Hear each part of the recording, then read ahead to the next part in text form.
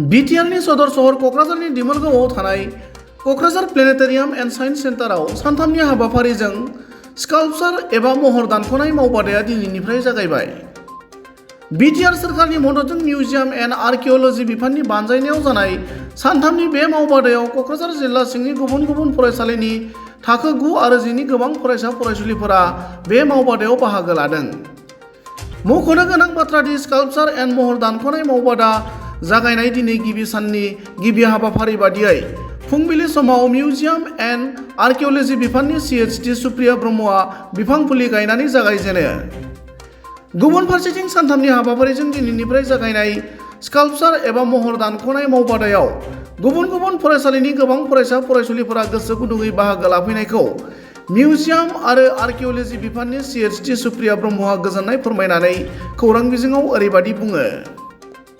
बे जोङो वर्कशपखौ लादों बे जोंनि कमप्लिटलि एजुकेशन बेस्ड मोनसे वर्कशप जों थारमाने बे क्लास 9 आरो 10 नि गथ'फोरखौ लानानै बे वर्कशपखौ खालामनाय जादों बिकज माने क्लास 9, 10 बे मोनसे स्टेजआ ओरैबायदि क्रुशियेल स्टेज जायो जोंनि थाखाय स्टुडेन्टफोरनि थाखाय जाय समाव माने जों जोंनि केरियारखौ माने सिलेक्ट खालामनांगौ जायो आरो बे टाइमावहाय बहुत गथ'फ्रानो माने कन्फ्यूजन मोनसे थायो जे बबे केरियारखौ लानानै गाव आवगायलांनो हागोन बबे फिल्डआव गाव आवगायलांनो हायोबा गावहा बबे फिल्डआव इन्ट्रेस्टेड बे बुस्थुखौ जोङो जोंनि सिङाव थानाय माखासे टेलेन्टफोरखौ जों दिहुननानै लाबोनो हाया प्लेटफर्म मोनैनि थाखाय ओंखायनो जोङो बे वर्कशपखौ दिनै लानायनि मेइन बे एइमानो जाबाय बे गथ'फोरखौ जोङो बे वर्कशपनि गेजेरजों एसेबाबो केरियार सेलेक्ट खालामनायाव हेल्प खालामनो हागोन नामा बेनो जोंनि मोनसे एइम दिनैनि बे वर्कशपआ सानथामनि थाखाय जागोन जोंनिया आरो जोङो बेहाय स्काल्पचार मुसुखा दानख'नाय बे मोनसे वर्कशपखौ लादों आरो बे मोनसे आर्ट फर्मानो बेनि थाखाय जों साथाम एक्सपार्ट लिंहरनानै लाखादों जोंनि लकेल एक्सपार्टफोरखौ दा बिथांमोना मा गाइड खालामनानै बे जोंनि बे आपकामिं स्टुडेन्टनो मा नलेज होनो हायो बे फिल्डआव बे जोङो उनाव मोनथिनो मोनगोन साननैनि उनावहाय बिसोरो बे वर्कशपनिफ्राय मा महर दिहुननो हायो गावसिनि गोसोनि माबानिफ्राय बेखौ जोङो साननैनि उनाव मिथिसिगोन। बिटिआरनि माबे जिल्लानिफ्राय बेखौ लादों? जों बेखौ दा लकेलखौनो लादों क'क्राझारनिफ्रायनो दङ बेलेग स्कुलनिफ्राय जों लादों सिम्बोरगाव स्कुलनिफ्राय दङ तितागुरि स्कुलनिफ्राय दङ ओमफ्राय सोरां हाइ स्कुलनिफ्रायबो दङ गार्लस हायार सेकेन्डारिनिफ्राय दङ बेनिफ्राय लादों आरोखि जों एसे लिमिटेड खालामनांदों उपाय गैया माने जोङो फेकाल्टिबो एसे बुरजा नांगौ जायो खारन बे कमप्लिटलि मोनसे प्रेक्टिकेल वर्कसो नालाय नायफाबाय थानांगौ जायो थियरिटिकेलथ' नङा ओंखायनो जों गाइड हिसाबै बेसेबां हेन्डेल खालामनो हागोन बे साथाम गाइडआ बे हिसाबै जों स्टुडेन्टखौ सिलेक्ट खालामदों। फैबाय थानाय समाव नैबे क'क्राझार जिल्लानि अनगायै गुबुन जिल्लाफोराव बेबायदि वर्कशपखौ बे डिपार्टमेन्टनिफ्राय लानानै जोंथ' बेबायदि वर्कशपखौ लाबाय थाखायोआनो एजुकेशन बेस्ड थांनाय बारावबो जोङो सामार वर्कशप लादोंमोन बेहायबो जोङो मडेल आर्ट माने माबाखौ लादोंमोन आरोखि माने क्ले मडेलिं वर्कशपखौ लादोंमोन बेनि अनगायैबो जोङो रिसेन्टलि साइन्स माबायावहाय इन्टारनेशनेल साइन्स डे मोन नामा बेहाय जों मोनसे प्रग्राम लादोंमोन जाहाथे जों गथ'फोरखौ एसे नलेज होनो हायो एजुकेशननि सायाव।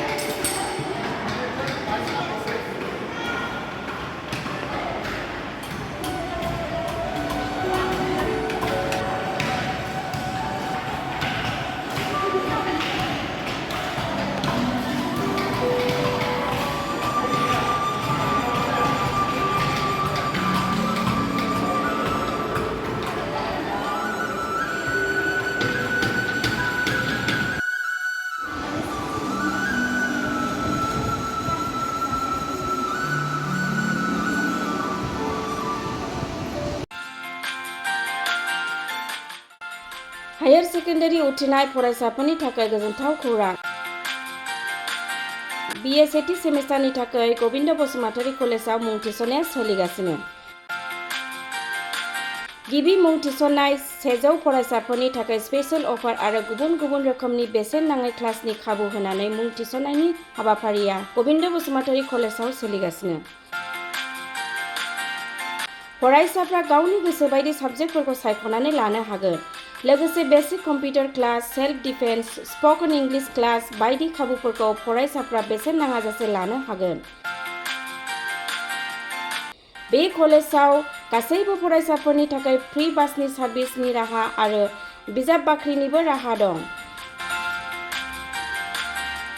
आरो बे खेबनिफ्राय भिउ सेन्टार अदेबानि एग्जाम सेन्टार महरै फरायसाफ्रा गबिन्द बसुमतारी कलेजावनो आनजाद होनो हागोन।